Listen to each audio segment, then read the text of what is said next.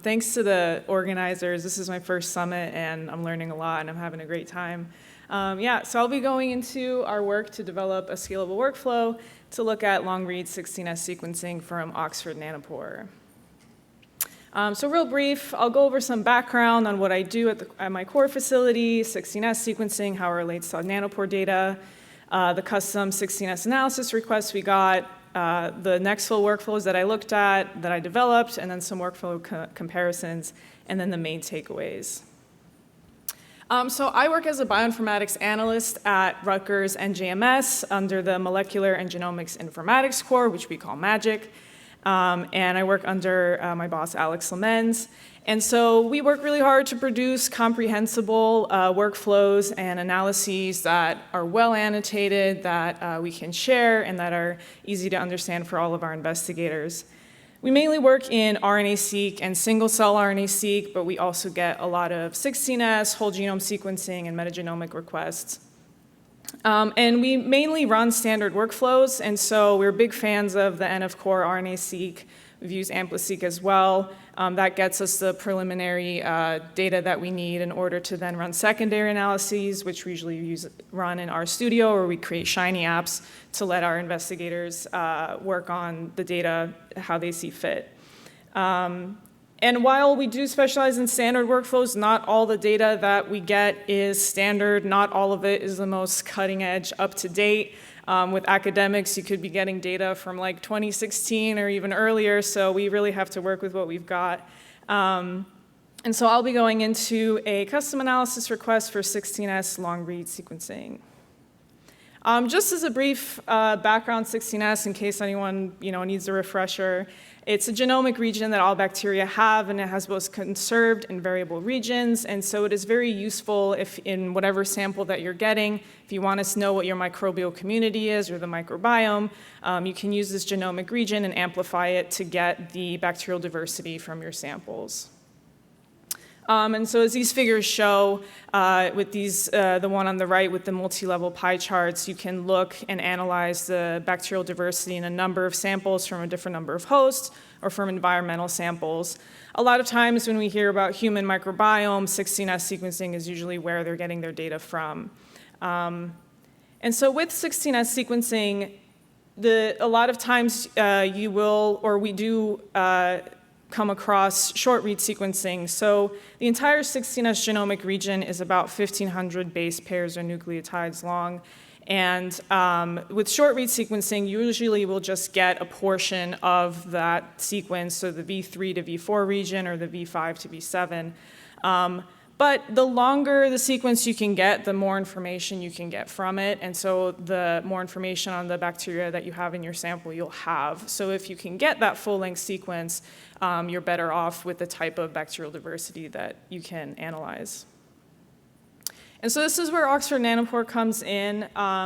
So their sequencing technologies allows for longer reads. So if you're able to isolate and amplify a full-length 16S sequence, you can then use Oxford Nanopore and their pore technology to thread through that sequence through their pores, and then the signals will be picked up, and you'll get the nice nucleotide readouts for you to analyze. And this allows you, with that more information, you're able to get more accurate bacterial phylogenies. And then this is also important. A lot of times, bacterial species diversity is important for questions on host health, like how do different bacterial species impact host health. So with those longer sequences, you're actually able to pick apart different bacterial species. And so Oxford Nanopore does develop their own Nextflow-based workflows for their analysis in the Epitome platform. And I'll be going into this a bit once I start talking about our workflow. So at the core, this was around when I started in 2023, we got this dataset, 16S dataset request from the human microbiome. And they were full-length 16S sequences. And so, at a core, you can't always control the type of data that you get. So what we got were GridION FAST5 files. So GridION is just the sequencer from Oxford Nanopore. And we got a 16S specific barcode kit, which has since been discontinued, but at the time it was still usable. It was a bit outdated, but we work with what we can get. And then what was requested was just to do standard base call and barcode demultiplexing, and then look at bacterial taxonomy and diversity analysis, and they requested for us to look at a specific database, the human oral microbiome database. So my boss was like, this is a great data set for you to use and start off with, and he also wanted me to learn Nextflow, so this was also a good stab at trying to use Nextflow to analyze this data. So what I did first is I looked at the available workflows. So ampliseq was one that obviously stood out. It's very informative. You get a lot of different output. But I quickly noticed that it is long-read ONT data is not supported. So I was like, OK, what else is out there? There is the Oxford Nanoseq, which is specific to nanopore data. You can input those FAST5 files, which is what we were starting off with. But in this case, it was not specific to 16S, so there were no 16S diversity analysis output options. And the other thing is I'd mentioned with that 16S barcode kit that was outdated, it was not compatible with this kit. So I was like, great. I'm going to have to learn how to code in Nextflow, and let me write my own code to create a workflow that would work with this data set. So again, we got full-length 16S sequences from the human mouth, and the plan was to follow standard demux, QC filtering, then use Kraken2 for taxonomic classification, and then create a custom Bracken database with the specific length of that 16S in mind, using the human oral microbiome database. And so just really quick, I'll go over the steps of the workflow. We had FAST5 files. I had to convert them into something that would go into the Dorado base caller. And then I had to use a slightly outdated program, Guppy, in order to, that was compatible with the outdated kits. Then quality control and trimming, Chopper to get all the 1,500 base pair sequences, FastP, Nanoplot, MultiQC, we've heard about all of these. And then classifying reads taxonomically and removing any contaminants like human DNA that might be in the samples with Kraken2. And then the last part, wanted to estimate taxonomic abundance, so I used that custom Bracken database build of the human oral microbiome database. And then I used TaxPasta to create a merged biome file to then input into secondary analysis. We usually use phyloseq in R. And that was something that I worked on a lot because as bioinformaticians, we like to have control of the secondary analysis, so I tend to like to run everything through in R. And then I also created just some options to skip demultiplexing. So as I was doing this, again, this was like around 2023. At the same time, around the same time, Oxford Nanopore comes out with the 16S workflow. So that was a nice coincidence. I was so involved in my workflow, I forgot to pick my head up and see maybe something else has come out in the time that I've been working on it. And so it was very similar to what I had made, and they have good options for the databases used. So through Minimap2 or Kraken, you can use default databases. You can also import your own custom databases as well. But I quickly realized, and I noted with the asterisk on the slide, it requires FASTQ or BAM files that have already been demultiplexed and base called. And so for Oxford Nanopore data, this is pretty standard because a lot of their sequencers, the data that you can get off the sequencer is already base called and demultiplexed. But again, working at a core, we don't always get that kind of data. A lot of times we have to do some preliminary analysis to actually get it working into workflows that are being developed. So just as a comparison of my workflow with the Epitome 16S workflow, theirs is very similar. They do start with the FASTQ files, generating per read stats, then removal of any contaminants with Minimap2, classifying the reads taxonomically with Kraken, and then they had a different types of diversity indices as output. And so I was curious. I put in one of my samples, ran it through my workflow, and then through the Epitome workflow, and was really hoping that it would look similar. And although the colors are different, these are these multi-level pie charts here. And basically that sample looks pretty much the same. About 80% of it is Streptococcus, and then the rest is Veillonella bacterium. So that was a nice little sanity check to see whether my Nextflow skills were working and that I understood the workflow.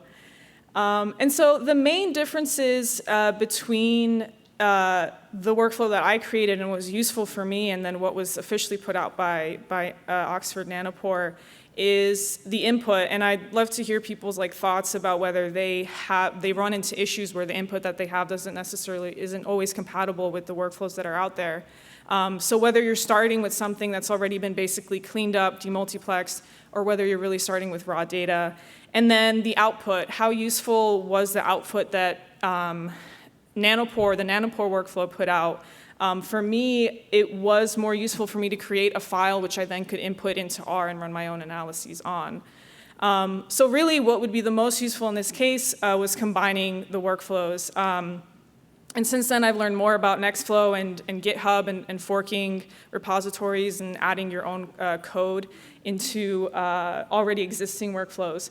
But basically, if there was this one workflow where you can base call, demultiplex, quality trim, run through your taxonomic classification, and then also add different types of outputs that are maybe more useful to the kind of analyses you want to run. And so the main takeaways for all of this, not all available workflows are compatible with input files that you might have. And I think this is especially important. A lot of times new cutting edge data is really great, but that's not all the time what we work with. There is a lot of times where you do data rescue or you're looking back into old data. And as long as you have the programs and the software available that's still compatible with your data, you can use tools like Nextflow to go in and hack into already existing workflows to make it work for your data specifically. For 16S analyses and many others, I found it's really important to have that ability to input customizable databases, and then also be able to have a variety of outputs that you can then input into different programs and software. And yeah, as I mentioned, Nextflow is great, allowing me to create a custom workflow, but now also if I needed to combine it with already existing ones, I think it would be really useful for Oxford Nanopore data to have one workflow where you can still run demultiplexing and base calling. And yeah, as a future work at the core, we're really interested in looking at Seqera AI, I think is going to be really useful, and Seqera Studios to allow the investigators that we work with to have a little bit more control over the workflows that they want to run. And that's it. Thank you.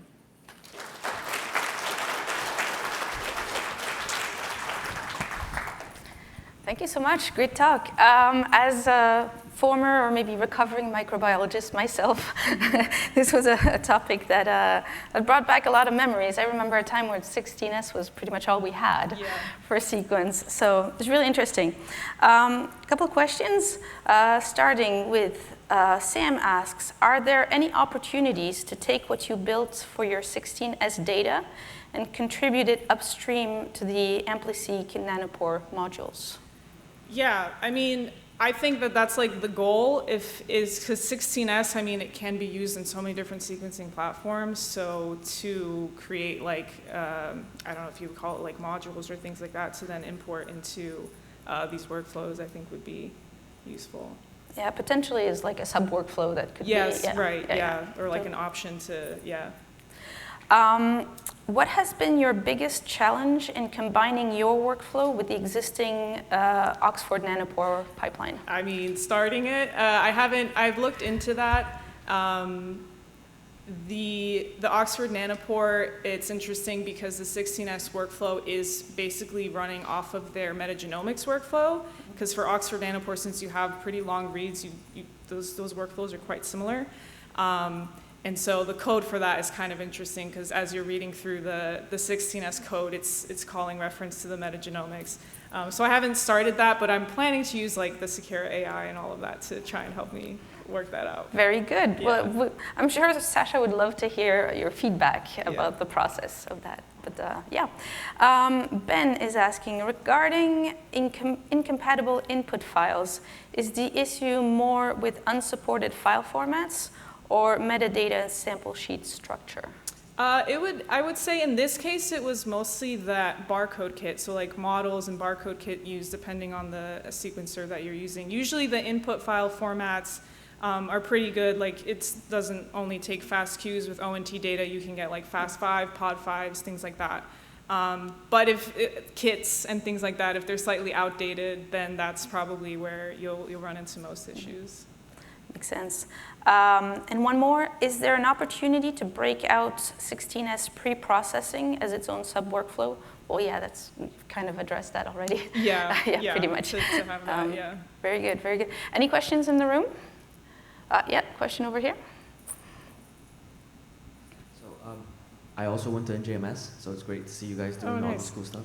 Yeah. So I had a quick question regarding, I understand that you were focusing on nanopore technologies, but PacBio recently came out with their Kinnex kit, which should capture the whole 16S sequence and with higher accuracy with like Q30 and whatnot. So my question is, I guess, have you thought about incorporating, that type of data, which has higher accuracy, more reads you probably will get into your pipeline?